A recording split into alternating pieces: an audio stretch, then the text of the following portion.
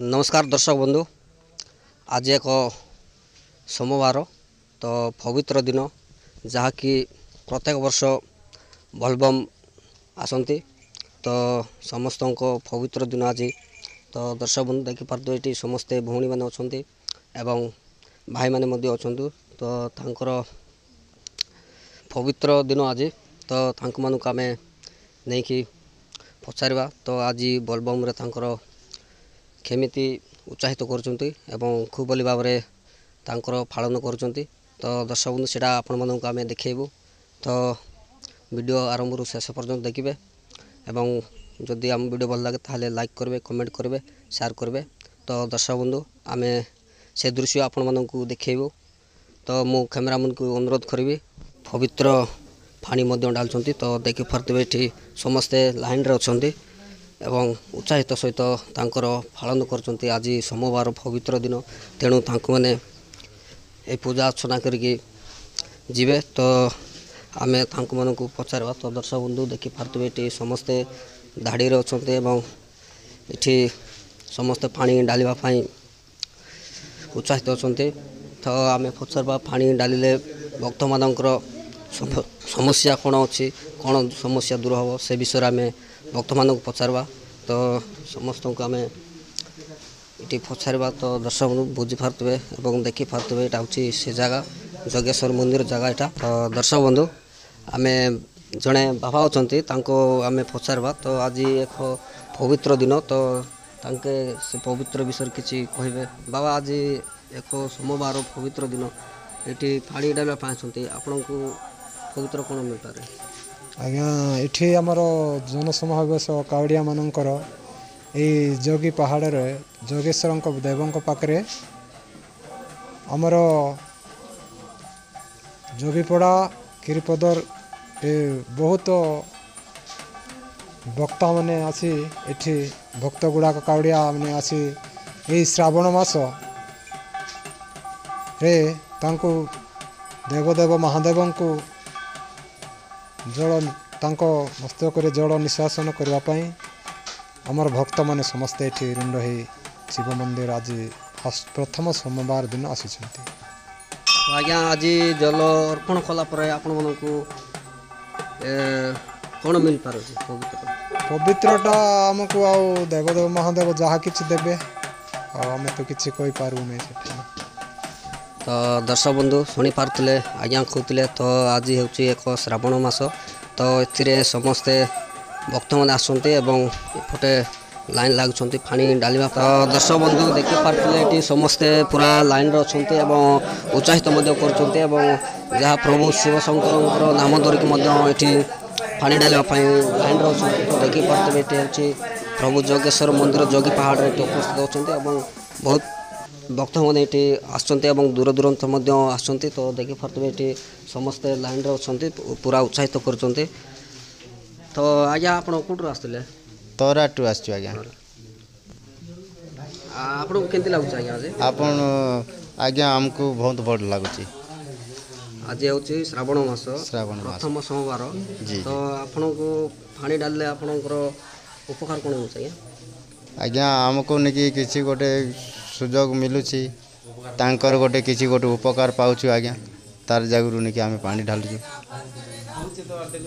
तो दर्शक बंधु बुझीपारे ये आज्ञा जड़े कहते तो पानी डालले आमर जीवन मध्य पवित्र होता है कहते तेणु प्रत्येक वर्ष ये श्रावण मसरे बोलबम समस्ते यात्रा करती तपस्या करते तो आज्ञा केते दिन ये आपण मैंने आज्ञा केते दिन ये तपस्या कर माने जाऊे सब आज्ञा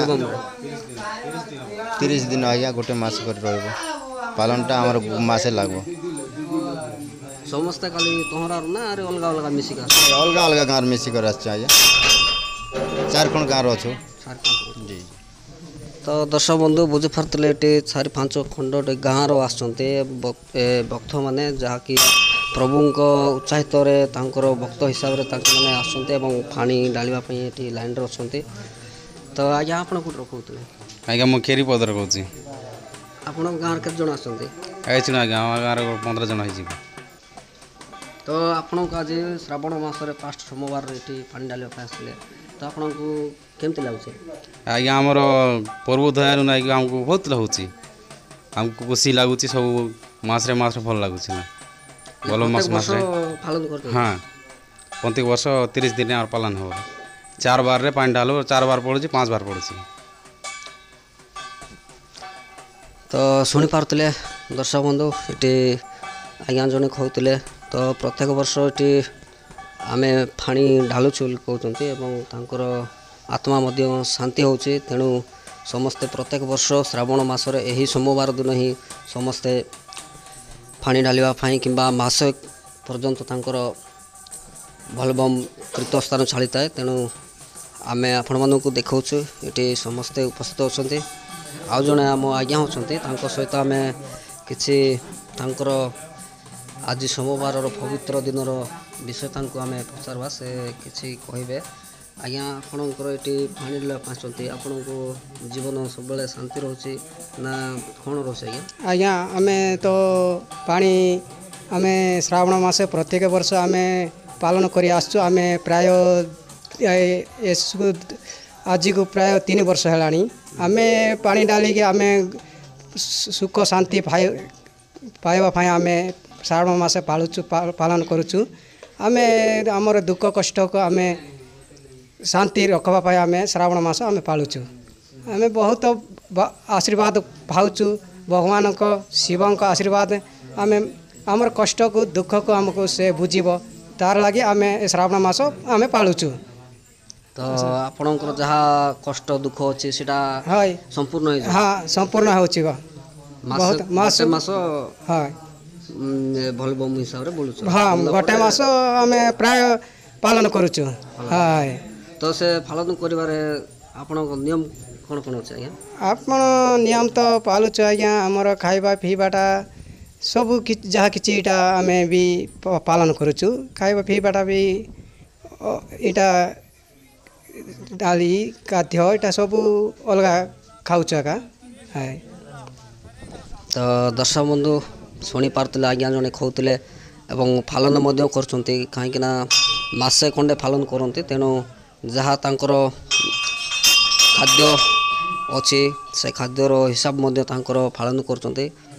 ନିଶା ପାଣି ହେଉ କିମ୍ବା ଆଇଁଷ ଜିନିଷ ହେଉ, ଯେକୌଣସି ଜିନିଷ ତାଙ୍କର ଉପରେ ଏସବୁ ଚଳେ ନାହିଁ ମାସେ ପର୍ଯ୍ୟନ୍ତ। ତେଣୁ ଖାଲି ଡାଲି ପାଣିରେ ହିଁ ଚଳିଥାନ୍ତି ଏବଂ ଖାଲି ପାଦରେ ମଧ୍ୟ ତାଙ୍କମାନେ ବୁଲିଥିବେ। ପ୍ରତ୍ୟେକ ଶିବ ମନ୍ଦିରରେ ମଧ୍ୟ ବୁଲନ୍ତି ବହୁତ ଦୂର ମଧ୍ୟରେ। ତ